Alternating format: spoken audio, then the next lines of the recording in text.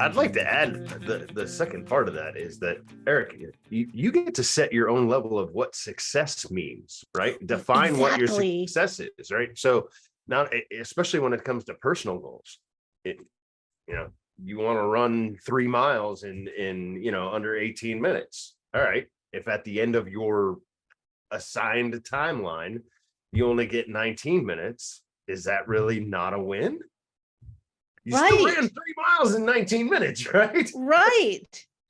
And that's a great example there, Douglas. And when you think about running 3 miles, and if your chunk is to say, I can run, you say 3 miles in 6 months, I can run 3 miles in 6 months. And so then you break it down, 1 mile, 2 miles, 3 miles. And then to get to that first mile, you got to be able to run around the block first. Right? There's the first step. Maybe it's running around the block. And if I can say I ran around the block, success, check. I ran around 2 blocks, check. Right? So you can see those success steps build up, and that becomes very gratifying. Right? And that's all that we can do, is set ourselves up for success rather than the guardrails that almost ensure failure. What else did you guys experience while you were in your rooms? Let's talk about this for a moment before I put you back. That sometimes the big hairy goal is a new way of thinking. Mm-hmm. Oh, good. Yes, you're right. So it's like a mindset shift. Is that what you're saying? Yeah, or a new way of approaching the work or approaching the goal. I like that. And so what would you do to chunk that out a little bit? Yeah, that wasn't actually mine. That was somebody else's, but that's okay.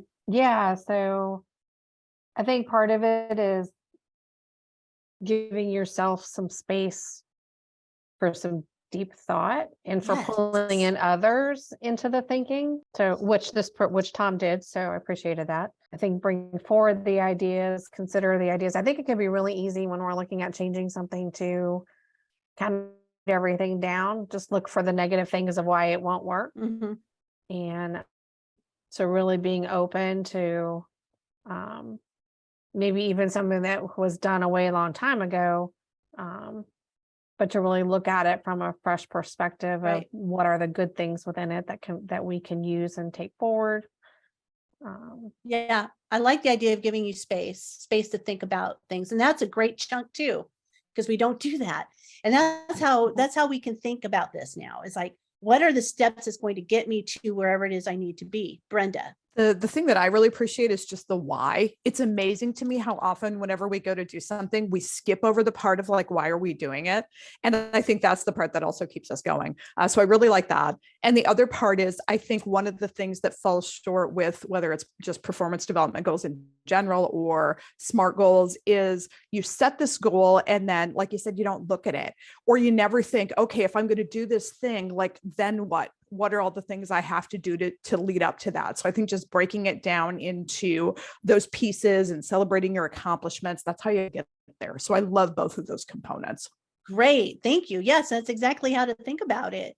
It goes back to also your circumstance, Shannon, when you're writing somebody else's goals for them. There's a lot of what I call theatre around performance theatre, where we can point at the things that we say we do and everybody else can look at it and go, oh, absolutely, that's there, and look at the forms we've got and the completions of the documents and stuff, but nothing fundamentally changes.